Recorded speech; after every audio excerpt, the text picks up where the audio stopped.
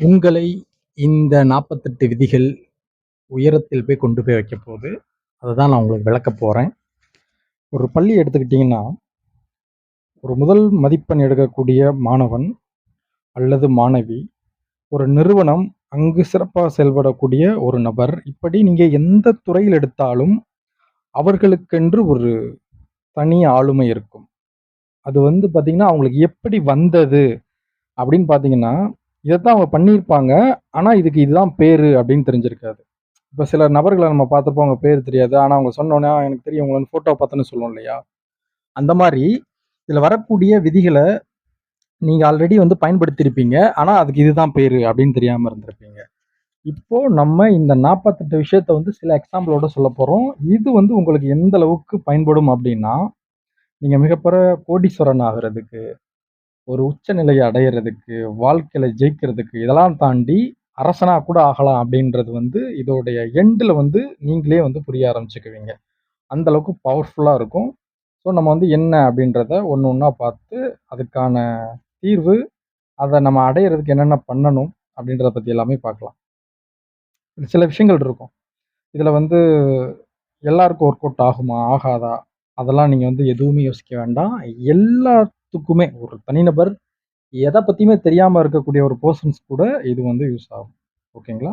இது அதிகார விதின்னு கூட வச்சுக்கலாம். இது நம்ம உச்சம் அப்படின்றது நீங்க தான் அந்த இடத்துல டாமினேட் பண்ணுவீங்க. அந்த மாரி ஒரு உலகத்தையே உங்க கண்ட்ரோல் கூட கொண்டு வர்ற அளவுக்கு இது பவர்ஃபுல்லான வேர்ட்ஸ் நம்ம இப்ப பார்க்க போறோம். 1 என்ன அப்படின்னு பார்த்தீங்கன்னா, தலைவரை விட மேலாக ஜொலிக்காதீர்கள். உங்களுக்கு மேலாக உள்ளவர்களை பாதுகாப்பாக உணரச் செய்யுங்கள். அதாவது என்னன்னா, இத நீங்க இப்ப நடந்துகிட்டு இருக்க கரண்ட் சிச்சுவேஷன்ல நீங்க அப்ளை பண்ணி பார்த்தா கூட, அவங்களோட ஏஜ்க்கு ரெஸ்பான்ஸ் குடுத்திருப்பாங்க. அவங்களோட எக்ஸ்பீரியன்ஸ்க்கு ரெஸ்பான்ஸ் குடுத்திருப்பாங்க. ஆனா, அவங்க தான் ஒரு உயரத்துல இருந்திருப்பாங்க. நான் என்ன சொல்றேன்னு உங்களுக்கு புரிஞ்சிருக்கும்னு நெனைக்கிறேன். புரியலன்னா கமெண்ட்ல கேளுங்க சொல்றேன். இப்போ பார்த்தீங்கன்னா, அடுத்து ஃப்ரெண்ட்ஷிப் இருக்கும் இல்லையா? அத நம்பக்கூடாது. "என்னடா இப்படி சொல்ற?" அப்படின்னு நீங்க நினைக்க வேணாம். எதிரிய பயன்படுத்த கத்துக்கிறது. ஏன் தெரியுமா? இப்ப நண்பர்கள் இருப்பாங்க. அவங்க துரோகம் பண்ணிருவாங்க, பொதுவா. ஆனா எதிரிகள் பார்த்தீங்கன்னா, நம்ம பேசிட்டு நம்மட்ட இருந்து தானே அவங்க எதிரியாவோ, துரோகியா இருப்பாங்க. நம்ம பழையபடி அவங்களுக்கு ஒரு சான்ஸ் குடுப்போம். நம்மள நம்ப வைப்போம் அப்படின்றதுக்காக, அவங்க உண்மையா இருக்கதற்கான வாய்ப்புகள் இருக்கு. "என்னடா இப்படி சொல்ட்ட?" அப்படின்னு நீங்க நினைக்க வேணாம். இதுக்கு இன்னொரு தீர்வு இருக்கு. அதையும் நான் அடுத்து அடுத்து சொல்லும்போது சொல்றேன். ஓகேவா? எடுத்துக்காட்டுல சொல்லும்போது. உங்கள் நோக்கங்களை மறைத்து வையுங்கள். ஏன் அப்படின்னு கேட்டீங்கன்னா, நான் இத பண்ண போறேன், அத பண்ண போறேன்னு உங்களுக்கு ஒரு நோக்கம் இருக்கும். அந்த எய்ம நீங்க ஓப்பனா சொல்ட்டீங்கன்னு வச்சுக்கோங்களேன், அத வச்சே உங்கள கிண்டல் பண்ணி, உங்கள கீழ தள்ளி விடுறதுக்காக பார்ப்பாங்க. புரியுதா உங்களுக்கு? சிறந்த நண்பன வச்சிருக்கணும் தான், இல்லன்னு சொல்லல. ஆனா, யாரெல்லாம் துரோகியா மாறுவாங்க அப்படின்ற இடத்துல இருந்து தள்ளி இருக்கணும். அதுக்கு தான் அவங்கள நம்ப வேணாம் அப்படின்னு நான் சொன்னது. உங்களுக்கு இப்ப புரிஞ்சிருக்கும்னு நெனைக்கிறேன். அதுக்கப்புறம் பார்த்தீங்கன்னா, இப்ப நம்ம ஒரு இடத்துல பேசுறோம்னு வச்சுக்கோங்களேன், தேவைக்கு தான் பேசணும். இல்லன்னா அதுக்கும் கம்மியா தான் பேசணும். மௌனம் இருக்கு இல்லையா? அதுதான் ரொம்ப ஸ்ட்ராங்கான பவரு. இத நீங்க உணர ஆரம்பிச்சிட்டீங்க அப்படின்னா, உங்களுக்கு அது ரொம்ப ஸ்ட்ராங்கா இருக்கும். இப்ப நான் 4வது பாயிண்ட் தான் சொல்லியிருக்கேன். இப்ப என்னன்னா, நம்ம ஒரு நல்ல பேர் எடுத்திருக்கோம் அப்படின்னா, அத ரொம்ப ஸ்ட்ராங்கா வச்சிருக்கணும். ஏன்னா பொதுவா சொல்லுவாங்க, கெட்ட பேர் எடுக்கிறதுக்கு ஒரு செகண்ட் தான் ஆகணும். நல்ல பேர் எடுக்கிறதுக்கு காத்திருக்கணும். வருடங்கள் ஆயிரும். அதனால அத நம்ம எந்த காரணத்த கொண்டும் டேமேஜ் ஆக்கிறக்கூடாது. இதுதான் 5வது விதியே. அதுக்கு பார்த்தீங்கன்னா, எல்லாருடைய அட்டென்ஷன் நம்ம மேல இருக்கிற மாரி பார்த்துக்கணும். அதுதான் 6வது விதி. ஏன்னா, அதுக்கு ஒரு அதிகாரம் உண்டு. நம்ம மேல எல்லாருடைய கவனம் இருக்கு அப்டின்னா, ஒரு தெருவா இருக்கலாம், ஒரு ஊரா இருக்கலாம். அது உங்களுக்கு இந்த அதிகாரத்த நோக்கி போறதுக்கு, அத பணமா மாத்துறதுக்கு ஏதாவது ஒரு வகையில நீங்க அத பயன்படுத்திக் கொள்ளலாம். அது என்னன்னு நான் அடுத்தடுத்து சொல்றேன். அடுத்து பார்த்தீங்கன்னா 7 மற்றவர்களை வேலை செய்ய வைத்து அதன் பலனை நீங்கள் அடையுங்கள். இது ரொம்ப ரொம்ப முக்கியமானது. அது எப்படிங்க மத்தவங்களோட அப்படின்னு இருந்துச்சுன்னா, மத்தவங்களோட உழைப்பு இருக்கு இல்லையா? அத நலனுக்கு, யாரோட நலனுக்கு? நம்ம நலனுக்கு, உங்க நலனுக்கு பயன்படுத்தணும். இப்ப சாம்பிள் சொல்றேன். பெஸ்ட் எக்ஸாம்பிள் YouTubeல ஒரு டாப்ல இருக்கக்கூடிய சேனல் பார்த்தீங்கன்னு வச்சுக்கோங்களேன். அவங்க ஒரு நாளைக்கு குறைஞ்சது 5,00,000 10,00,000 சம்பாரிச்சுக்கிட்டு இருப்பாங்க. அந்த வீடியோவ சொல்லி வச்ச மாரி எல்லாருமே எப்படி இப்ப எலக்ஷன்ல ஒரு சம்பவம் பண்ணாங்களா? சொல்லி வச்ச மாரி ஒரு பெர்சன வந்து உச்சத்துல வந்து அடைய வச்சாங்களா? அந்த மாரி மொத்தமா முடிவு பண்ணி ஒரு சேனல நீங்க பார்க்காம இருந்தீங்கன்னு வச்சுக்கோங்களேன், என்ன நடக்கும் அப்படின்னு கேட்டீங்கன்னா, அந்த சேனலுக்கு அன்னைக்கு கிடைக்கக்கூடிய பணம் போகாது. இதுக்கு பின்னாடி இப்படி ஒரு விஷயம் இருக்கு. ஒரு சாம்பிளுக்கு சொல்றேன். நல்ல எக்ஸாம்பிளும் சொல்லலாம், கெட்ட எக்ஸாம்பிளும் சொல்லலாம். உங்களுக்கு புரியணும் அப்படின்றதுக்காக அந்த விஷயத்த சொல்றேன். ஓகேவா? 2மே இது வந்து பொருந்தும். அடுத்து 8 மக்கள் உங்களை நோக்கி வரச் செய்றது. தொடர்ந்து கட்டுப்பாட வந்து தக்க வைக்கிறதுக்கு இல்லையா? மக்கள் எப்படி வருவாங்க? நீங்க வந்து உங்களுக்கு தெரிஞ்ச வித்தைகள ஃபுல்லா இறக்கணும். அப்படி இறக்கும்போது அது ஸ்டைலிஷா ஒரு வீடியோ போடுறது, ஆடியோ போடுறது இந்த மாரி சில விஷயங்கள் இருக்கலாம். நல்ல சொசைட்டிக்கு தேவையான விஷயத்த ஃபுல்லா சொல்லலாம். உங்களுக்கு தெரிந்த அறிவுகள் இருக்கு இல்லையா? அந்த அறிவ வந்து மக்கள் பயன்படட்டும் அப்படின்னு சொல்லிக் குடுக்கலாம். அப்படி பண்ணும்போது என்ன பண்ணுவாங்கன்னா, இந்த பையனுக்கு இது தெரிஞ்சிருக்கு, இந்த பொண்ணுக்கு இது தெரிஞ்சிருக்கு அப்படின்னு சொல்லிட்டு உங்கள ஃபாலோ பண்ண ஆரம்பிப்பாங்க. அத பண்ணும்போது உங்களுக்கு அடுத்தடுத்து கிடைக்கக்கூடிய விஷயங்கள் எல்லாமே கிடைக்கும். புரியும்னு நெனைக்கிறேன். செயல்கள் மூலம் வெற்றி பெறுதல். வார்த்தையில சொல்லக்கூடாது. சொல்லல்ல செயல் அந்த படத்துல வரும் இல்லையா? அந்த மாரி விஷயம். இதுதான் வந்து 9வது பாயிண்ட். ஓகேவா? அடுத்து 10 துரதிர்ஷ்டசாலிகளையும், சோகமாக இருப்பவர்களையும் தவிர்க்கவும். எதிர்மறை எண்ணங்கள் என்ன சொல்ல வரேன்னு புரியுதா? தொற்றும் தன்மை. அதாவது இப்ப வந்து நெகட்டிவாவே இருப்பாங்க. Negative persons. அவங்க வந்து ஒரு மாரி இருக்காங்கன்னா, அந்த நெகட்டிவ் உங்கள தொத்தக்கூடாது அப்டின்னா, நீங்க எப்பவுமே பாசிட்டிவா இருக்கணும். நம்மளால கண்டிப்பா இது முடியும் அப்டின்ற கான்ஃபிடென்ட் இருக்கணும். எப்படி விஜய் தளபதி வந்து ஸ்டேஜ்ல பேசும்போது நீங்க பார்த்தீங்கன்னா, ரொம்ப கான்ஃபிடென்ட்டா வந்து நான் கண்டிப்பா ஜெயிப்பேன்ற அந்த தெனாவட்டு இருக்கும் இல்லையா? அது இருக்கணும். அப்படி இருந்தால் மட்டும் தான், அது வந்து அவங்களோட ஆப்போசிட்ல இருக்கவங்களுக்கு கனெக்ட் ஆகும். கனெக்ட் ஆகும்போது அது பாசிட்டிவ் ஆகி அதோட ரிசல்ட் வெற்றில தான் போய் முடியும். என்னடா இன்னைக்கு டேட்டு மே 10, 11 ஆயிருச்சு. நீ இப்ப சொல்லுவ அப்படிலாம் நீங்க தயவு செஞ்சு நினைக்கக்கூடாது. இது வெற்றில தான் போய் முடியும்னு நான் ஏற்கனவே சொல்லியிருக்கேன். அதுக்கான வீடியோலாம் நம்ம இந்த சேனல்லயும் போட்டுருக்கோம். இன்னும் மத்த சேனல்லயும் போட்டுருக்கோம். ஓகேவா? அதனால வந்து பாசிட்டிவா இருக்கிறது. அடுத்து வந்து மக்கள் வந்து உங்களை சார்ந்து இருக்கிறது. அது எப்படி அப்படின்னா, இப்போ இன்ஃப்ளூயன்சர் இவங்கலாம் இருக்காங்கல்ல, இவங்களுக்கு ஒரு செட் ஆஃப் ஃபேன்ஸ் இருக்காங்கல்ல, இவங்க வந்து சார்ந்து இருக்கும்போது, அதோட கவுண்ட் கூடும்போது, அவங்க ஒரு ஏரியாலயே வந்து ஓகே நம்ம இன்னைக்கு தனிச்சு நிப்போம். ஒரு எம்எல்ஏ கேண்டிடேட் நிப்போம். ஒரு மாவட்ட செயலர் அப்படி இப்படி ஏதாவது பொறுப்பு வாங்கணும் அப்படின்னு முடிவு பண்ணிட்டாங்கன்னா, அதிகார பலமிக்க நபராக மாறக்கூடிய அந்த ஒரு விஷயம் வந்து இதுல தான் நடக்கும். புரியுதா உங்களுக்கு? இது வந்து ஒரு பெரிய மாற்றத்தை ஏற்படுத்துமானா, இந்த 48 விதிகள்ல இதுதான் 11வது விதி. கண்டிப்பா வந்து அது நடக்கும். அடுத்து பார்த்தீங்கன்னா, தேர்ந்தெடுக்கப்பட்ட நேர்மை மற்றும் தாராள குணத்தை பயன்படுத்துதல். சிறிய உண்மைகள் நம்பிக்கையை வளர்க்கும். இது என்ன அப்படின்னு பார்த்தீங்கன்னா, உங்களுக்கு இந்த வார்த்தையிலே புரியும். நேர்மையா இருக்கணும். நம்ம சேனல்ல வந்து டிஸ்கிரிப்ஷன்லயே பார்த்தீங்கன்னா, நல்லது செய், நல்லதை மட்டும் செய் அப்படின்னு போட்டிருப்பேன். நல்லது செய்யலாம். ஏன் நல்லதை மட்டும் செய்ன்னு நான் போட்டேன் அப்படின்னா, இது சும்மா ஏனோ தானோ அந்த வார்த்தைகள்ல வரல. அப்படியே கண்ண மூடி யோசிச்சு பார்க்கும்போது, இப்போ ஈஸியா குறுக்கு வழியில என்னனாலும் பண்ணி பணத்த வந்து நெறைய பேர் பார்த்துக்கிட்டு இருக்காங்க. அது நம்ம கண்ணு முன்னாடிலாம் தெரியுது. அதே விஷயம் நம்மளும் பண்ணோன்ட்டு அது பின்னாடி போயிறக்கூடாது. நம்ம கான்ஃபிடென்ட்டா நேர்மையா இருந்தோம்னா, அதுக்கான பலன் கண்டிப்பா கிடைக்கும். நம்மள சிலர் ஏமாத்திருக்கலாம், துரோகம் பண்ணியிருக்கலாம், என்னனாலும் சரி. அதெல்லாம் தூக்கி எறிஞ்சுட்டு நம்ம நேர்மையா இருக்கணும். நம்மளுக்கானது நம்மளை தேடி வரும். யாரெல்லாம் துரோகம் பண்றது, பொய் வாக்குறுதிகள் குடுக்குறது, இந்த மாரிலாம் பண்றாங்க இல்லையா? பொதுவாவே நம்மளுடைய வாழ்க்கைகள்ல அரசியல்வாதிகள் யாரானாலும் இருக்கட்டும், நம்ம கூட பழகுனவங்க இவங்கலாம் தோத்துருவாங்க. புரியுதா உங்களுக்கு? அது நிலைக்காது. இன்னைக்கு பொதுவா ஒரு யூடியூப்ன்னு எடுத்துக்கோங்களேன். இதுல என்னென்னமோ பண்ணிக்கிட்டு இருக்காங்க. ஒரு சில வேலைகள்லாம் பார்த்துட்டு இருக்காங்க அப்டின்னா, அதெல்லாம் நிலைக்கவே நிலைக்காது. ஓகேவா? அதனால நேர்மை, அத நோக்கி மட்டும் போனீங்கன்னா, கான்ஃபிடென்ட்டா இருந்தீங்கன்னா, உங்களுக்கு ஒரு கூட்டம் உருவாகும். அது உங்களுடைய பலமா மாறும். அந்த பலத்த வந்து அடிச்சுக்க வந்து இந்த உலகத்துல வந்து வேற எதுவுமே கிடையாது. அதுதான் அதிகார பலம். ரொம்ப ரொம்ப முக்கியமான பாயிண்ட். கண்டிப்பா நீங்க வந்து ஜெயிக்கலாம். உங்களுக்கு புரியும்னு நெனைக்கிறேன். மக்களின் அடுத்த பாயிண்ட் ஓகேவா? மக்களின் சுயநலத்திற்கு முக்கியத்துவம் கொடுங்கள். என்ன சொல்ல வரேன்னு புரியுதா? ஏன்னா மக்களுக்கு அது பயன்படணும். இப்போ நான் போன ஒரு வீடியோல வந்து 1,00,00,000 சம்பாதிப்பது எப்படி அப்படின்னு போட்டிருப்பேன். அதுல உள்ள பாயிண்ட்ஸ பார்த்தீங்கன்னா, எந்தவித இதெல்லாம் சாத்தியமா நெனைக்கிறவங்க கூட அத அப்ளை பண்ணாங்கன்னா, நம்மளால முடியவே முடியாதுன்னு நெனச்சாலும் அத அப்ளை பண்ணாங்கன்னா, அவங்க லட்சாதிபதியா மாறிருவாங்க. சீரியஸா மாறிருவாங்க.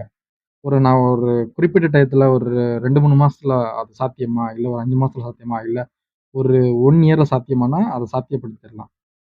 எதுக்கு சொல்ல வரேன்னா, நம்ம வந்து மக்கள் சுயநலம் இருக்கு இல்லையா? அவங்களுக்கு வந்து அத விரும்புவாங்க. பணத்த விரும்புவாங்க, அன்ப விரும்புவாங்க. நம்மளால முடிஞ்ச அந்த அவங்களுக்கு குடுக்குறது அந்த நம்பிக்கை இருக்கு இல்லையா? அந்த நம்பிக்கையோட வேல்யூ வந்து ரொம்ப அதிகம். அத வந்து நம்ம கண்டிப்பா குடுக்கணும். இதுதான் வந்து 13வது பாயிண்ட். அடுத்து 14 வந்து பார்த்தீங்கன்னா, ரொம்ப முக்கியமானது. இது வந்து தேவையான இடத்துல மட்டும் தான் பயன்படுத்தணும். இத எல்லா இடத்துலயும் அப்ளை பண்ணக்கூடாது. இது ரொம்ப முக்கியமான பாயிண்ட். நண்பனைப் போல நடித்து ஒற்றனைப் போல வேலை செய்யுங்கள். இது எதுக்கு அப்டின்னா, நமக்கு வந்து சில ரகசியங்கள் சிலருடைய ரகசியங்கள் தெரிஞ்சே ஆகணும். ரொம்ப ஒஸ்ட்டா ஒருத்தவங்க இருக்காங்க. அவங்க கூட நம்ம தப்பி தவறி பழகிக்கிட்டு இருக்கோம். அவங்கள பத்தி எதுவுமே தெரியாம நீங்க பழகிட்டீங்கன்னா, ஒரு கட்டத்துல கவுந்துருவீங்க. புரியுதா உங்களுக்கு? அப்படி இருக்கும்போது, நம்ம வந்து அத தெரிஞ்சுக்கிறதுக்காக அந்த ஒரு மைண்ட் செட்ல உள்ள இருக்கணும். வெளியில காட்டிக்க கூடாது. ஓகேவா? அடுத்து வந்து பார்த்தீங்கன்னா, இது ரொம்ப ரொம்ப முக்கியமான பாயிண்ட் 15வது பாயிண்ட். ஓகேவா? அதிகாரம். இந்த அதிகாரம் எத சொல்லுது அப்படின்னு பார்த்தீங்கன்னா, எதிரியை முற்றிலுமாக நசுக்குங்கள். அவர்கள் மீண்டும் பதிலடி குடுக்க வாய்ப்பே குடுக்கக்கூடாது. புரியுதா? எதிரிய வந்து காலி பண்ணிறணும். அப்படி இல்ல அப்படின்னா, இது வந்து வேற மாரி போயிரும். உங்களுடைய எதிரின்றது வந்து சண்டை போடுறவங்க அப்படி இப்படி அப்படிலாம் கிடையவே கிடையாது. நம்மளோட ஒரு விஷயம் வச்சிருப்போம். அவங்க ஒரு பெரும்படையா திரண்டாங்கன்னா, உங்களால சமாளிக்க முடியாது. நம்ம இந்த அதிகாரத்த கைப்பற்றதா இருக்கட்டும், இந்த விதிகள் இருக்கு இல்லையா? கோடீஸ்வரன் ஆகுறதா இருக்கட்டும், நமக்கு வந்து போட்டியே இருக்கக்கூடாது அப்படின்றது. அதுக்காக அவங்கள வந்து முடிச்சு விடுறது கிடையாது. நம்ம வந்து அதை விட ஒரு எப்படி சொல்றதுன்னா, ஒரு நிலையான இடத்துக்கு வர்றது. அவங்களுக்கு ஆப்ஷனே குடுக்கக்கூடாதுன்னு சொல்லுவாங்க இல்லையா? அந்த மாரி ஒரு விஷயம். மரியாதையை அதிகரிக்க உங்கள் வருகையை குறைத்துக் கொள்ளுங்கள். புரியுதா? இடைவெளி. ஒருத்தங்கிட்ட போயிட்டு, நீங்க வந்து அவங்க வந்து நல்லா முன்னேறட்டும்ன்ட்டு போட்டு எஃபோர்ட் போட்டு தள்ளி இருப்பீங்க. உங்களோட எஃபோர்ட்ட ஃபுல்லா போட்டு அவங்க வளர்ந்திருப்பாங்க. நீங்க ஒண்ணுமே இல்லாம இருப்பீங்க. இதுதான் 16வது பாயிண்ட் ரொம்ப முக்கியமான பாயிண்ட். ஏன் அப்டின்னா, கேப் விட்டுறணும். ஏன் உங்களுக்கு ஒரு இடத்துல பயன் கிடைக்கல அப்டின்னா, அவங்க வேணுமா? வேணாமா? அப்டின்றத நீங்க தான் முடிவு பண்ணணும். அத முடிவு பண்ணலன்னு வச்சுக்கோங்களேன், நீங்க வந்து அந்த இடத்த அடைய முடியாது. அவங்களுக்கு தேவ அப்டின்னா, இல்ல இவன்ட்ட ஒரு திறம இருக்கு. நம்ம பயன்படுத்திக்குவோம் அப்டின்னா, உங்களுக்கு பணமா இருக்கட்டும், பதவியா இருக்கட்டும், உங்களுக்கு குடுக்கணும் அவங்க. ஒரு உதாரணத்துக்கு சொல்றேன். அப்டி இல்ல, உங்களுக்கு குடுக்காம அவங்க மட்டும் வளர்ந்துகிட்டே போனாங்கன்னா, அவங்க நல்லா இருக்கும்னு நீங்க நெனச்சிருப்பீங்க. ஆனா அவங்க அப்டி நெனைக்க மாட்டாங்க. அப்டி இருக்கவங்கள வந்து தூக்கி எறியறதுக்கு தான் இந்த விஷயம். புரியுதா? அதனால இடைவெளி வந்து ரொம்ப ரொம்ப முக்கியம். அடுத்து வந்து பார்த்தீங்கன்னா, ரொம்ப முக்கியமான பாயிண்ட் இது. 17வது பாயிண்ட். கணிக்க முடியாதவராக இருங்கள். அதாவது மற்றவர்கள் உங்களை அடுத்த நகர்வை அறிய முடியாமல் குழப்பத்தில் வைத்திருங்கள். நீங்க அடுத்து என்ன பண்ண போறீங்கன்னே தெரியக்கூடாது. புரியுதா? அடுத்து தனிமைப்படுத்தப்படுவதை தவிர்க்கவும். பாதுகாப்பு மற்றும் அதிகார தொடர்பில் இருங்கள். இந்த 18வது பாயிண்ட் என்ன அப்டின்னா, இது ரொம்ப ரொம்ப முக்கியமானது. ஏன் அப்டின்னு கேட்டீங்கன்னா, உங்களுக்கு ஒரு சர்க்கிள் இருக்கும். அவங்க ஒரு பொறுப்புல இருப்பாங்க. ஒரு அரச பதவியில இருப்பாங்க. நீங்க மட்டும் தனியா இருந்து நாளைக்கு உங்களுக்கு ஒரு பிரச்சனைன்னா மேனேஜ் பண்ண முடியாத அளவுக்கு அது ஒரு போலீஸா இருக்கலாம், ஒரு வக்கீலா இருக்கலாம். இவங்கலாம் உங்களுக்கு ஒரு ஃப்ரெண்ட்ஷிப்ல இருக்கும்போது, அவங்க கூட வந்து அந்த டச் அப்படின்றது இருந்துகிட்டு இருக்கணும். இது உங்களுக்கு பயன்படும். எப்போ அப்படின்னா, ஃபியூச்சர்ல பயன்படும். புரியுதா உங்களுக்கு? அடுத்து நம்ம யாரு கூட பழகுறோம்ன்றது ரொம்ப முக்கியம். இதுதான் 19வது பாயிண்ட். ஏன் அப்படின்னு கேட்டீங்கன்னா, இப்போ மற்றவர்களோட பலம் இருக்கு இல்லையா? அதோட பலம், பலவீனம்லாம் எந்த இடத்துல தெரியும்? நம்ம பழகும்போது தானே தெரியும். அதனால வந்து யார் கூட பழகுறோம்? அது நமக்கு தேவைதானா? அதெல்லாம் வந்து ரொம்ப கவனமா இருக்கணும். ஏதோ ஒருத்தன் ஏதோ ஒரு புகைப்பான பூ வச்சுக்கிட்டு இருப்பான். அவன்ட்ட போய் நீங்க பழகுனீங்கன்னு வச்சுக்கோங்களேன், உங்களுக்கு பலவீனமாயிரும். ஏன்னா, அவன எவனாவது ஏதாவது தப்பு பண்ணிட்டு வந்திருப்பான். உங்களையும் அவன் கூட கூட்டு போயிருவாங்க. ரீசென்ட் டயத்துல வந்து ஒரு நண்பர் ஒருத்தர்ட்ட பேசும்போது, அவங்க என்ன சொன்னாங்கன்னா, இந்த மாரி வந்தாப்புலன்ட்டு ஒரு உதாரணம் சொல்லி சொன்னாங்க. அந்த ஊர சொல்லி சொன்னாங்க. இந்த மாரி திருப்பூர்காரன் இவன் வந்தான் அப்படின்னு சொல்லிட்டு இருக்கும்போது, என்ன வார்த்தை சொன்னாங்கன்னா, அவன் ரூம்ல இடம் குடுத்துருக்கான். அவன் ஏதோ ஒரு பெரிய பிரச்சனை பண்ணிட்டு வந்துட்டான். அதனால இவனையும் சேர்ந்து போலீஸ் கூட்டிட்டு போயிட்டாங்கன்னு. புரியுதா உங்களுக்கு? நம்ம யாரு கூட பழகுறோம் அப்படின்றது ரொம்ப முக்கியம். இன்னொன்னு யாருக்குமே முழுமையா கட்டுப்படவே கூடாது. இதுதான் 20வது பாயிண்ட்.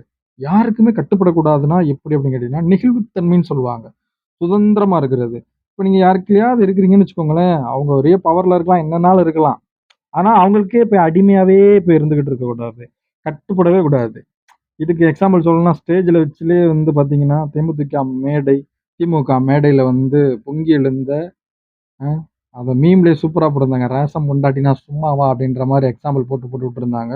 உண்மையிலேயே பிரேமலதா அவர்கள வந்து இந்த இடத்துல பாராட்டியே ஆகணும். அந்த மேடையில இருந்துட்டு சொல்ற அந்த கட்ஸ் இருக்கு இல்லையா? இப்ப அதுல தப்பே இல்ல அப்படின்னு எல்லாரும் சொம்படிப்பாங்க. அந்த மாரிலாம் கிடையாது நானு. இங்க தப்பு இருக்கு. ஆமா அந்த பிரச்சனை இருக்குன்னு அந்த கட்ஸ் இருக்கு இல்லையா?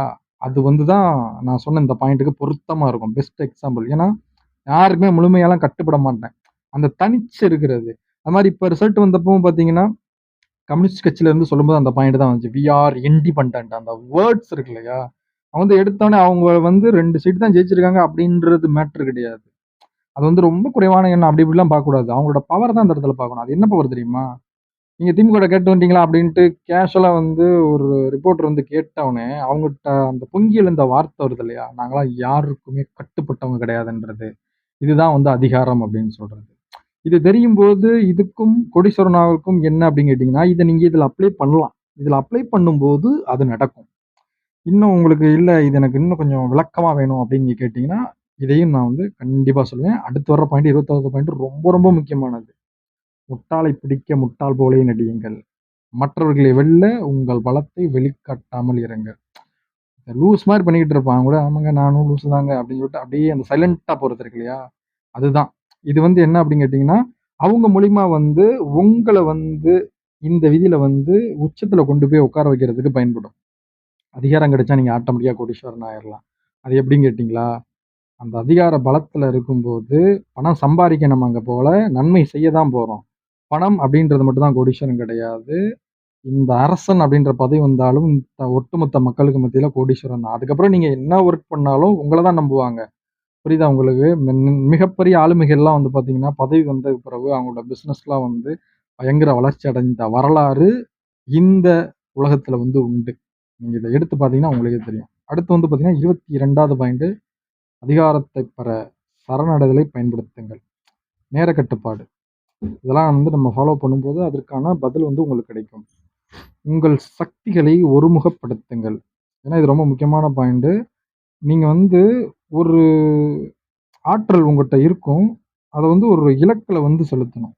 அப்படி பண்ணும்போது தான் வந்து, அது ஒரே மைண்ட் செட்ல இருக்கணும். இப்ப நீங்க ஒரு யூடியூப் சேனலே ஆரம்பிக்கிறீங்கன்னா, அத ஜெயிக்க வைக்கிற வரைக்கும் விடக்கூடாது அப்படின்ற ஃபோர்ஸ் இருக்கும். ஒரு ஒர்க் ஸ்டார்ட் பண்றீங்கன்னா, அதுல வந்து வெற்றி அடையணும்னு இருக்கும்.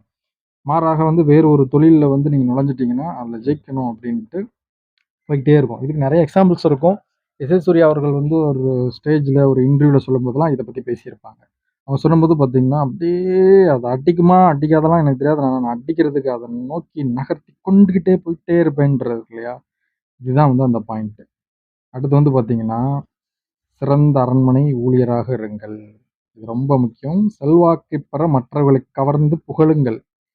என்னதுங்க இது செட் ஆவலையே அப்படின்ற மாரி நீங்க நினைக்கவே கூடாது. அவங்க அந்த இடத்துல இருக்காங்க. அப்படிங்கும்போது, அவங்களுக்கு வந்து அத அக்செப்டன்ஸ நீங்க ஏத்துக்கணும். தான் தான் பெரியவன் அதெல்லாம் கிடையாது. அவங்கலாம் ஒரு ஆளு. அந்த திங்கிங்கே போகக்கூடாது. அப்படி இருந்தா தான், நீங்க அதிகாரத்தை நோக்கி போய் வெற்றி அடையறதுக்கு வந்து உங்களுக்கு வந்து வழிவகை செய்யும். புரியுதா உங்களுக்கு?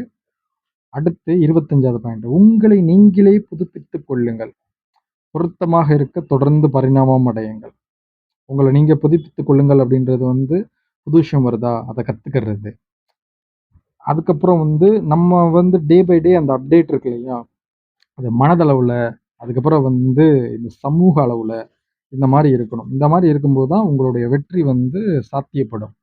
அந்த வெற்றி சாத்தியப்படும்போது, உங்கள் தேவை அப்படின்றது உங்கள நோக்கி வந்துகிட்டே இருக்கும். அடுத்து ரொம்ப முக்கியமானது, உங்கள் கைகளை சுத்தமாக வைத்திருங்கள். பழியை மற்றவர்கள் ஏற்கட்டும். புரியுதா? இது வந்து கொஞ்சம் யோசிக்கிற மாரி இருக்கும். இதுக்கு நான் விளக்கம் குடுத்தேன்னா, எக்கு தப்பா குடுத்து விட்டுருவேன். நீங்களே மறைமுகமா புரிஞ்சுக்கணும். ஓகேவா? ஒரு விஷயம் நான் வந்து ஒரு இடத்துல படித்தேன். அத சொல்லவே கூடாது அப்படின்னு நெனச்சேன். அது என்ன அப்படின்னா, நீங்க ஒரு விஷயம் பண்றீங்க. அத போய் அரசியல்ல போய் சேர்ந்துட்டு பண்ணுங்க அப்படின்னாங்க. இப்ப நான் வந்து இது இலைமறை காயா தான் சொல்றேன். கொள்ளடிக்கிறது பணம் சார்ந்த விஷயம் கிடையாது. இப்ப நான் சொல்லப் போறது. அதுக்கும் மேல ஒரு விஷயம். அதுக்கு எக்ஸாம்பிள் இதெல்லாம் நடந்திருக்கு அப்படின்னு சொல்லும்போது, அத படிக்கும்போது எனக்கு ரொம்ப ஆச்சரியத்த ஏற்படுத்துச்சு. புரியுதா உங்களுக்கு? அதனால வந்து பவர் அப்படின்றது ரொம்ப முக்கியம். அத நீங்க எப்படி பயன்படுத்துறீங்க அப்படின்ட்டு. இப்ப உங்க ஃப்ரெண்ட்ஷிப்லயே நீங்க இருக்கீங்க. ஒரு தப்பு நடந்து போச்சு அப்படின்னா, அதோட பழிச்சுமை உங்கட்ட வரக்கூடாது. புரியுதா உங்களுக்கு? அப்பன்னா நீங்க அத பண்ணாம இருக்கணும். அப்படி இல்லன்னா, நீங்க எந்த மாரி இருக்கணும் அப்படின்றது உங்களுக்கு புரிஞ்சிருக்கும். இது ரொம்ப ரொம்ப அதிகாரத்தின் உச்சநிலை அடையறதுக்கு இது ரொம்ப முக்கியம். உங்களுக்கு புரிஞ்சிருக்கும்னு நெனைக்கிறேன். அடுத்து இப்ப சொல்லக்கூடிய பாயிண்ட்டு, சப்ஸ்கிரைப் செய்து கொள்ளுங்கள். நானே இந்த இடத்துல சொல்லியாகணும் போல. அந்த மாரி ஒரு பாயிண்ட். உங்களை பின்பற்றும் ஒரு கூட்டத்தை உருவாக்குங்கள். பொதுவாக நம்பிக்கையின் மூலம் விசுவாசத்தை தூண்டுங்கள். இத நல்லா யோசனை பண்ணி பார்த்தீங்கன்னா, தலைவர் சிஎம் ஆனாரு. அன்பின் வெளிப்பாடா இத்தன பேர் வந்தாங்க இல்லையா? இது அவர உருவாக்கியிருக்காரு. ஸ்டேஜ்லயே ஓப்பன் ஸ்டேட்மென்ட்டா சொன்னாரு. நாங்க வந்து எல்லார் வீட்டுக்குள்ளயும் போயிட்டு தான் கட்சியே ஆரம்பிச்சோம் அப்டின்ட்டு. புரியுதா உங்களுக்கு? ஏன்டா நீ தளபதியவே உதாரணம் சொல்ற அப்டின்னு நெனைக்க வேணாம். இப்ப கரண்ட் டாப்ல கிங்கா இருக்காரு இல்லையா? இத வந்து அவர் வந்து மறைமுகமா அப்ளை பண்ணியிருக்காரு. அத நீங்க நம்பலனாலும் அதுதான் உண்மை. புரியுதா உங்களுக்கு?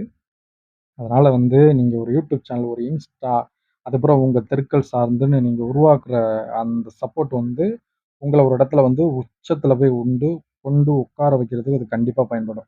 அடுத்து வந்து பார்த்தீங்கன்னா, பயப்படவே கூடாது. துணிச்சலா இருக்கணும். இந்த தன்னம்பிக்கை இருக்கு இல்லையா? அந்த கான்ஃபிடென்ட் அது வந்து உங்களுக்கு ஒரு தனி மரியாதைய குடுக்கும். அது ரொம்ப முக்கியம். அதுதான் 28. அடுத்து 29 என்னன்னு பார்த்தீங்கன்னா, முடிவு வரை திட்டமிடுங்கள். எப்போதும் உங்கள் அடுத்த நகர்வை எதிர்பார்த்து தயாராக இருங்கள். அதாவது முடிவுரை திட்டமிடுங்கள் அப்படின்றது உங்களுக்கு புரிஞ்சிருக்கும்னு நினைக்கிறேன். கான்ஃபிடென்ட்டா இத முடிக்கணும். அதுவரைக்கும் இந்த திட்டம் இருக்கணும் அப்படின்றது இருந்தால் மட்டும் தான் நீங்க எந்த ஒரு ஒர்க்ல இறங்குனாலும், அத வெற்றிய நோக்கி கொண்டு போக முடியும். தோல்விய நோக்கி போகும்போது, அந்த திட்டத்துல நம்ம என்ன பிளான் வச்சோம், அத போய் பார்க்கலாம் அப்படின்னு பார்த்தீங்கன்னா, ஏ டூ இஜட் கம்ப்ளீட் ப்ராசஸா இருக்கும். அதுல வந்து நீங்க தெளிவா இருக்கணும். அடுத்து வெற்றியை சுலபமாக தெரியப்படுத்துங்கள். அதற்கு பின்னால் உள்ள கடின உழைப்பை மறைத்து வையுங்கள். ரொம்ப ரொம்ப முக்கியமானது. இப்ப நீங்க நல்லா நோட் பண்ணீங்கன்னா, இதே சேம் இப்ப நடந்திருக்கக்கூடிய விஷயத்துல அப்ளை பண்ணீங்கன்னா, பக்காவா ஒர்க் அவுட் ஆகும். இப்ப வந்து நான் இதுல ஜெயிச்சிருக்கேன், இவ்வளோ விஷயம் ஜெயிச்சிருக்கேன்ட்டு ஸ்டேஜ்ல வந்து சொல்லும்போது அவங்களோட வெற்றிய பத்தியே சொல்லுவாங்க. ஆனா, அந்த கடின உழைப்பு இருக்கு இல்லையா? அத பத்தி சொல்லக்கூடாதுன்னு ஏன் சொல்றாங்கன்னா, என்ன வந்து அவங்க அடிச்சுட்டாங்க, இவங்க அடிச்சுட்டாங்க அப்படி இப்படின்னு போனீங்கன்னா, அது ஒரு மாரி சோக கதை பாடுற மாரி ஆயிரும். அத கேட்க யாருமே விரும்ப மாட்டாங்க. அதனால வந்து எவ்வளோ இது பண்ணாலும் சரி, நீங்க அந்த இடத்துல அடையிற வரைக்கும் அத பத்தி பேசவே கூடாது. உங்களோட வெற்றி மட்டும் தான் தெரிஞ்சுக்கிட்டே இருக்கணும் உங்களுக்கு. அதுக்கு பின்னால உள்ள தோல்வி, அதுக்கு மேல விஷயங்கள் எதுவுமே தெரியக்கூடாது. அது அவங்களா தெரியும்போது எவ்வளோ எஃபோர்ட் போட்டு வந்திருக்காங்க அப்படின்றது வந்து ஒரு இடத்துக்கு வரும். நீங்க சொல்ற இடம் இருக்கு இல்லையா? அது ஒரு பெரும் மேடையா இருக்கணும். இதுக்கு எக்ஸாம்பிள் வந்து சூப்பர் ஸ்டார சொல்லலாம். தளபதி விஜய் சொல்லலாம். சூப்பர் ஸ்டார் அப்படிங்கும்போது அவங்க அவமானப்படுத்தப்பட்டுட்டாங்க ஒரு இடத்துல. அந்த இடத்துல அவங்க வந்து அடையறதுக்கு போட்ட எஃபர்ட்ட வந்து ஸ்டேஜ்ல சொல்லும்போது பயங்கர கூஸ் பம்பா இருக்கும் இல்லையா? அதுதான் விஷயம். இந்த மாரி எல்லார் லைஃப்குள்ளயும் நெறைய விஷயங்கள் இருக்கும். அது வந்து உங்கள வந்து ஒரு உச்சகட்டத்த நிலை அடையறது இருக்கு இல்லையா? ஒரு பவர், ஒரு மணி, இவ்வளோ பெரிய இடத்த அப்படின்ற இடத்த தொடுறதுக்கு அது பயங்கரமா வந்து யூஸ் ஆகும். அடுத்து விருப்பங்களை கட்டுப்படுத்துங்கள். உங்கள் இலக்குகளுக்கு சாதமாக மற்றவர்களின் தேர்வுகளை கட்டுப்படுத்துங்கள். இதுதான் 31வது பாயிண்ட். புரியலன்னா ரிவர்ஸ்ல அடிச்சு கேட்டுக்கோங்க. விளக்கம் வேணும்னா சொல்றேன். அடுத்து கற்பனைகளுடன் விளையாடுங்கள். கடினமான எதார்த்தத்தை விட மக்களுக்கு கனவுகளை வழங்குங்கள். கற்பனையோடு விளையாடுங்கள்னா என்ன தெரியுமா? கற்பனையிலே யோசிக்கணும். நான் கண்டிப்பா டைரக்ஷன் ஆயி ஒரு படம் பண்ணுவேன். நான் கண்டிப்பா ஹீரோ ஆவேன். கண்டிப்பா கிரிக்கெட் விளையாடுவேன். கண்டிப்பா ஃபுட்பால் விளையாடுவேன். கபடி விளையாடுவேன். எனக்காக ஒரு கூட்டம் காத்து கொண்டு இருக்கும் அப்படின்ற அந்த ஒரு விஷயம் இருக்கு இல்லையா? அது உங்களுக்குள்ள ஓடிக்கிட்டே இருக்கும். அடுத்து 33 அவர்களின் பலவீனத்தை கண்டறியுங்கள். புரியுதா உங்களுக்கு? மற்றவர்களோட பலவீனம் இருக்கு இல்லையா? அது வந்து உங்களுக்கு தெரிஞ்சிருக்கணும். ஏன் அப்டின்னா, உங்கள் வந்து வெற்றிக்கு வந்து ஒரு இடத்துல வரும்போது, அவங்களோட பலவீனத்த வச்சு தான் பயன்படுத்தி தான் நீங்க வந்து ஒரு இடத்துக்கு வந்து வர முடியும். இப்ப வந்து இந்த இடத்துல ஒரு எக்ஸாம்பிள் நான் பெஸ்ட் எக்ஸாம்பிள் சொல்லிருவேன். ஆனா வந்து நான் இந்த இடத்துல சொல்லக்கூடாது. விதியே அதுதான் சொல்லுது. ஏன் அப்டின்னா, எனக்கு வந்து ஒரு பயன்பாடு தேவை இருக்கு. இவ்வளோ உதாரணம் சொல்ற இடத்துல இப்படி ஒரு விஷயம் இருக்கு அப்படின்னு சொல்லிட்டேன் அப்டின்னா, நான் வந்து இப்போ ஓப்பன் ஸ்டேட்மென்ட்டா ஒரு விஷயத்த சொல்லிட்டேன் அப்படின்ற மாரி ஆயிரும். இப்ப நான் மறைச்சு வச்சிருக்கேன். கைட் பண்ணியிருக்கேன். அது வந்து தேவையானவங்கட்ட தேவையான நேரத்துல சொல்லும்போது, இவ்ளோ விஷயம் சொன்னதுக்கே நானே வந்து அத பெஸ்ட் எக்ஸாம்பிளா எடுத்திருக்கேன் அப்படின்றது தெரியும். இது உங்களுக்கு புரியாமல இருக்கலாம். புரியலனாலும் ஒண்ணும் பிரச்சனை இல்ல. இது வந்து என்னை சார்ந்தது. அடுத்து 34 மன்னரைப் போல நடந்து கொள்ளுங்கள். சுயமரியாதையை காட்டுவதன் மூலம் மற்றவரிடமிருந்து மரியாதையை பெறுங்கள். மற்றவங்களுக்கு ரெஸ்பெக்ட் குடுக்கணும். ஒரு கிங் எப்படி இருப்பான்? புரியுதா? ஒரு கிங் மற்றவர்களை வந்து மதிப்பான். அந்த மாரி நீங்க வந்து மத்தவங்கள மதிக்கணும். அடுத்து நேரத்தை துல்லியமாக கணிக்கும் கலையில் தேர்ச்சி பெறுங்கள். அதிக தாக்கத்தை ஏற்படுத்தும் சரியான நேரத்தில் செயல்படுங்கள். நெனச்சு பாருங்க, இத தளபதி விஜய்க்கு அப்ளை பண்ணீங்கன்னு வச்சுக்கோங்களேன், அவர விட அதிகமான ஃபேன்ஸ் வச்சிருந்தாங்க. அதுக்கப்புறம் தானே தளபதி விஜய் வராரு. அதுக்கு முன்னாடி ஒரு ஆப்ஷன் சூப்பர் ஸ்டாருக்கு இருந்துச்சு இல்லையா? ஏன் வந்து அந்த நேரத்த கணிக்கிறத விட்டுட்டாங்க? எல்லாருமே சொல்லுவாங்க எக்ஸாம்பிள் முத்து படத்த ஒட்டி வந்திருந்தா, சூப்பர் ஸ்டார் ரஜினி அவர்கள் முதலமைச்சர்ன்ட்டு. ஆனா இன்னைக்கு போய் இன்ஸ்டால போய் பார்த்தீங்கன்னா, அவர் மீது ஒரு பக்கம் வன்மம் கசிய அவர் பேசின பேச்சு அப்படின்ட்டு போய்க்கிட்டு இருக்கும். எக்ஸாம்பிளுக்கு சொல்றேன். ஆனா தளபதி விஜய் அவர்கள் வந்து அந்த நேரத்துக்காக காத்திருந்து அடிச்ச எக்ஸாம்பிள் இத வந்து சொல்லலாம். இது இன்னும் மற்றவர்களுக்கும் பொருந்துற மாரி எக்ஸாம்பிள்ஸ் நெறையா சொல்லலாம். பட் அது வந்து எளிய மக்களுக்கு இது ரீச் ஆகணும் அப்படின்றனால தான் இந்த எக்ஸாம்பிள் சொல்லிக்கிட்டு இருக்கேன். அடுத்து, உங்களால் அடைய முடியாததை புறக்கணியுங்கள். புரியுதா உங்களுக்கு? அலட்சியத்தை காட்டுவது மூலம் அதிகாரத்தை பெறுங்கள். உங்களால் அடைய முடியாததை புறக்கணியுங்கள் அப்படின்ன உடனே, நீங்க இத வந்து நெகட்டிவா எடுத்துக்கக்கூடாது. இது வந்து ஒரு மாரி நெகட்டிவா இருக்கே, என்ன இப்படி சொல்றாங்க? அப்படின்ற மாரி இத நினைக்கக்கூடாது. அதாவது இதுக்கு பெஸ்ட் எக்ஸாம்பிள் சொன்னா தான் கரெக்ட்டா இருக்கும். இப்போ என்னால ஒரு விஷயம் ஜெயிக்கவே முடியாது. அத நீங்க சொல்றீங்களா? அப்படின்னு கேட்கக்கூடாது. பழைய மன்னர் காலத்துலலாம் வந்து ஒரு பெண் அழகை பார்த்து, அவங்களுக்காகலாம் படையெடுக்க போய் நடந்த சம்பவங்கள்லாம் இருக்கு இல்லையா? அத வச்சு உதாரணத்த பாருங்க. பிறர் மனை நோக்கா பேராண்மை. புரியுதா உங்களுக்கு? என்ன சொல்ல வரேன்னு? ஒரு பொண்ணு கல்யாணம் ஆயிடுச்சு. அந்த பிள்ளைய உங்களுக்கு பிடிச்சிருக்கும் அப்படின்றதுக்காக, அத அடைய முடியாது அப்படின்ற மாரி கண்ட்ரோல் ஆயிருச்சு இல்லையா? இல்ல நான் எஃபோர்ட் போட்டு ஏதோ அந்த மாரி போகவே கூடாது. ஒழுக்கம் உயர்வை தரும். இல்லன்னா மண்ண தான் கவர மாரி ஆயி போகும். உங்களுக்கு புரிஞ்சிருக்கும்னு நெனைக்கிறேன். அதுக்கு தான் சொன்னேன். மத்தபடி முயற்சிகளுக்கான மற்ற நல்ல விஷயங்கள நோக்கி இருக்கோம் இல்லையா? அதுக்கு வந்து இத சொல்லல உதாரணத்துக்கு. அத புரிஞ்சுக்கணும்னு நெனைக்கிறேன். அடுத்து 37 ஈர்க்கக்கூடிய காட்சிகளை உருவாக்குங்கள். கவனத்தை ஈர்க்கும் காட்சிகளை பயன்படுத்துங்கள். இதுக்கு உங்களுக்கு புரியலனாலும் விளக்கம் குடுக்குறேன். அடுத்து விருப்பப்படி சிந்தியுங்கள். ஆனால் மற்றவர்களைப் போலவே நடந்து கொள்ளுங்கள். புரியுதா உங்களுக்கு? யாரையுமே கஷ்டப்படுத்திறக்கூடாது. அவங்க கூடயே ட்ராவல் பண்ணணும். எனக்கு இதான் தெரியும் அப்படி இப்படின்னு சொல்லிட்டு ரொம்ப தெனாவட்டா பேசினா, அவங்க கூட பக்கத்துல இருக்கும்போது பேசும்போது, அவங்கள வந்து பாதிச்சிரும்.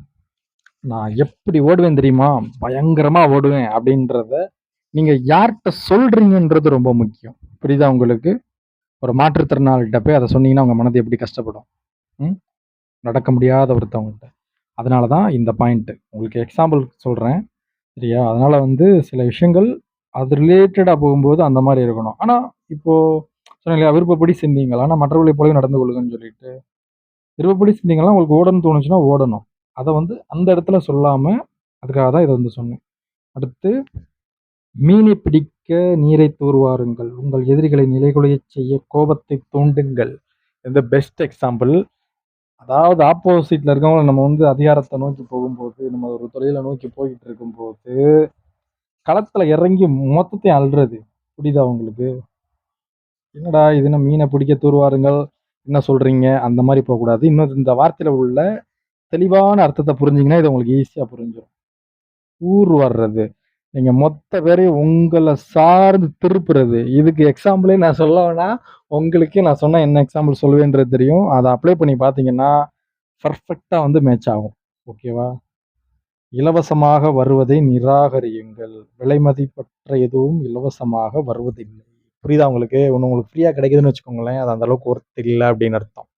அத மைண்ட் செட்ல வச்சுட்டு, ஹானஸ்ட்டா ஹார்ட் ஒர்க் பண்ணீங்கன்னா, உங்களுக்கு கிடைக்கக்கூடிய அந்த விஷயம் தான் ஒரு பெரிய விஷயத்த நோக்கி உங்கள் கைக்கு வருது அப்படின்னு அர்த்தம்.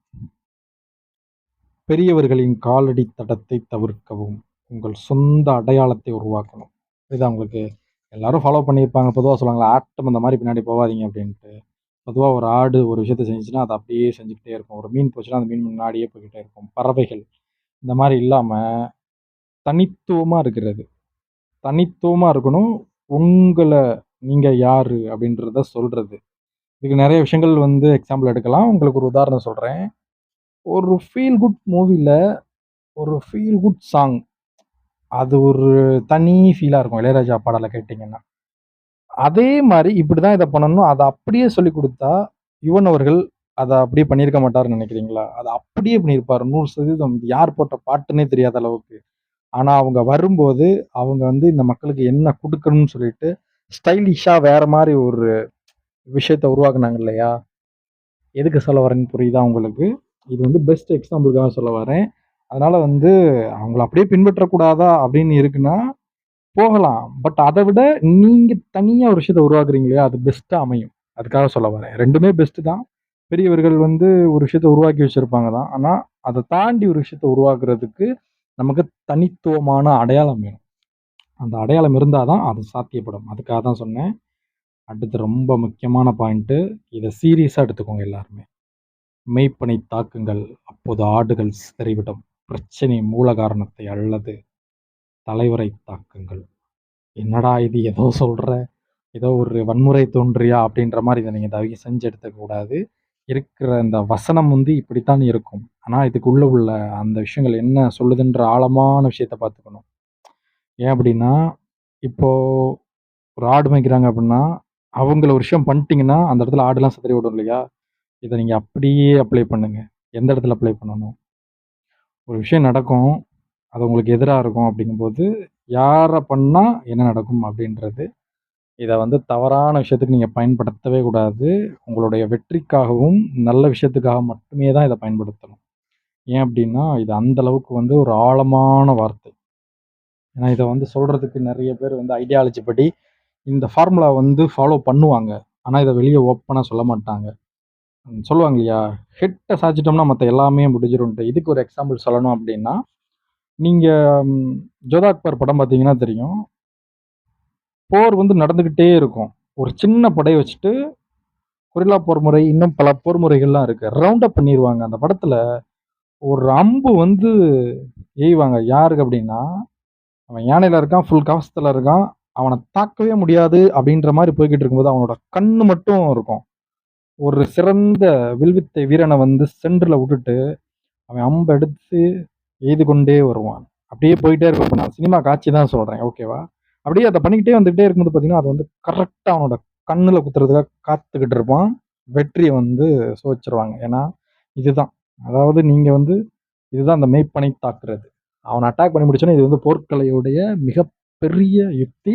இத நீங்க வாழ்க்கையில வந்து அப்ளை பண்ணும்போது பயங்கரமான வெற்றி. ஓகேவா? அடுத்து 43வது பாயிண்ட். இதயங்களையும், மனங்களையும் வெல்லுங்கள். விசுவாசத்தை பெற உணர்ச்சிகளை பயன்படுத்துங்கள். இதெல்லாம் வந்து பயங்கரமான எக்ஸாம்பிள். இந்த மாரி எக்ஸாம்பிள்லாம் எங்கேயுமே பார்த்துருக்கவே முடியாது. இதுதான் வந்து உண்மையா இருக்கிறது. உணர்ச்சி அதாவது மக்களோட உணர்ச்சி என்ன? என்ன ஏன் இத்தன டைம் போட்டு அடிக்கிறீங்க? நான் என்ன ஆசைப்பட்டேன்? உங்களுக்கு நல்லது செய்ய தானே வந்திருக்கேன் அப்படின்ற அந்த விஷயம் இருக்கு இல்லையா? எல்லாமே இப்ப நடந்திருக்க சிச்சுவேஷன்ல அப்ளை பண்ணீங்கன்னா புரிஞ்சிருக்கும். ஆமா இதுதான் நடந்திருக்கு அப்படின்ட்டு. ஓகேவா? பிரதிபலிப்பு விளைவை பயன்படுத்துங்கள். இதான் மிரர் எஃபெக்ட். இது வந்து நானே என் லைஃப்ல வந்து அப்ளை பண்ணியிருக்கேன். நீங்க உங்க லைஃப்ல அப்ளை பண்ணியிருப்பீங்க. இது வந்து உங்களுக்கு தெரியாம இருந்திருக்கும். சிலர் வந்து அத பண்ண மாட்டாங்க. அது வந்து மோஸ்ட் பவர்ஃபுல். சைலன்ட் ஓகேவா? அது என்னன்னா, மற்றவர்களை நிலைகுலையச் செய்ய அவர்களின் நடத்தையை அவர்களுக்கே காட்டுங்கள். என்னங்க அப்படின்னு நீங்க இதுக்கு எக்ஸாம்பிள் சொல்லனா சொல்லலாம். நானும் சொல்லலாம். லைஃப்ல நடந்தது இருக்கும் இல்லையா? நம்ம பார்க்குற விஷயங்கள்ன்ட்டு. பட் இத வந்து நான் அப்ளை பண்ணியிருக்கேன். இத விட பவர் வந்து சைலன்ட். ஏன் அப்டின்னா, இப்ப இந்த 44 பாயிண்ட் இருக்கு இல்லையா? இத விட ஏன் சைலன்ட் பவர்ன்னு சொல்றேன் அப்டின்னா, இப்ப ஒருத்தவங்க இருப்பாங்க. அவங்க உங்களுக்கு எதிரா ஒரு விஷயத்த சொல்லி வச்சிருப்பாங்க. உங்களுக்கு ஒரு 4 நண்பர்கள் இருக்காங்க. அவங்க எதிரியா இருப்பாங்க உதாரணத்துக்கு. அவங்ககிட்டயே போய் சொல்றது இருக்கு இல்லையா? "நீ இந்த மாரி பண்ணிட்ட. நீ ஒரு துரோகிடா" அப்படிங்கும்போது, அவங்க வந்து நிலகுலஞ்சிருவாங்க. "ஐயோ! நம்மள பத்தி சொல்லிட்டானே" அப்படின்ட்டு. அதுக்காக தான் இந்த பாயிண்ட் வந்து சொன்னேன். ஆனா அத சொல்லாம அவங்கள விட்டு அவாய்ட் பண்ணிட்டு வர்றது இருக்கு இல்லையா? அது அத விட பவரா இருக்கும். அதனால வந்து நீங்க எத எடுத்துக்கணும்னு விருப்பப்படுறீங்களோ, அத வந்து இதுல எடுத்துக்கலாம். அடுத்து மாற்றத்தை மெதுவாக பிரகாசியுங்கள். தீவிரமான சீர்திருத்தங்களை தவிர்க்கவும், மக்களை மெதுவாக மாற்றத்திற்கு பயன்படுத்தவும், பழக்கப்படுத்தவும். புரியுதா உங்களுக்கு? இது ரொம்ப முக்கியமான பாயிண்ட்டுங்க. இப்ப சிலர் வந்து தீவிரமா சீர்திருத்தம் பண்ணி ஃபெயில் ஆனவங்கலாம் இருப்பாங்க. அப்படி பண்ணி இப்படி பண்ணி. ஆனா மக்கள வந்து மாற்றத்துக்கு பயன்படுத்துறது, பழக்கப்படுத்துறது இருக்கு இல்லையா? அவங்க கூட ஜாயிண்ட் ஆயி, அது வந்து நீங்க நான் சொன்ன அந்த அதிகாரத்தை நோக்கி போறது. உச்சன் பணத்தை நோக்கி போறது. இதுக்கு எல்லாத்துக்குமே இந்த பாயிண்ட் வந்து பெஸ்ட்டா இருக்கும். இதுக்கு உதாரணம் சொல்லணும்னா, நீங்க எல்லாருமே கண்டிப்பா செருப்பு போடணும். செருப்பு போடாம இப்ப நடக்கிறது என்ன பழக்கம்? அப்படி இப்படின்னு ஆச்சா ஆச்சான்னு பேசுறீங்கன்னா, செட் ஆகாது. ஒருத்தருக்கு ஒரு ஃப்ரீயா ஒரு செருப்பு குடுக்குறது. அத அவங்க போட்டு பயன்படுத்தவுனே, அத பார்த்துட்டு எல்லாரும் அதுக்காக ஆசைப்பட்டு வர்றதுன்னு இருக்கு இல்லையா? இதுதான் வந்து பழக்கப்படுத்துறது. அடுத்து வந்து பெஸ்ட்டா, பெர்ஃபெக்ட்டா தெரியணும் அந்த மாரிலாம் இருக்கவே கூடாது. ஏன் தெரியுமா? பொறாமையை தவிர்க்க உங்கள் குறைகளையும் அவ்வப்போது காட்டுங்கள்.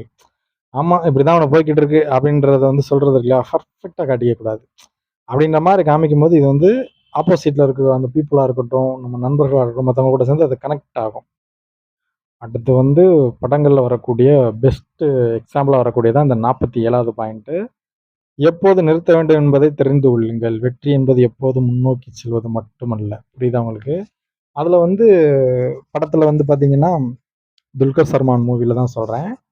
எப்ப ஆரம்பிக்கிறோம்ன்றது முக்கியம் இல்ல. எப்ப ஸ்டாப் பண்றது ரொம்ப முக்கியம் அப்டின்ட்டு சொல்லியிருப்பாப்புல. ஏன்னா, அவங்க வந்து ஸ்கேம் ரிலேட்டடா அந்த மூவி போய்க்கிட்டு இருக்கும்போது, இத சொல்லியிருப்பாங்க. இத நல்ல விஷயத்துக்கும் பயன்படுத்தலாம்.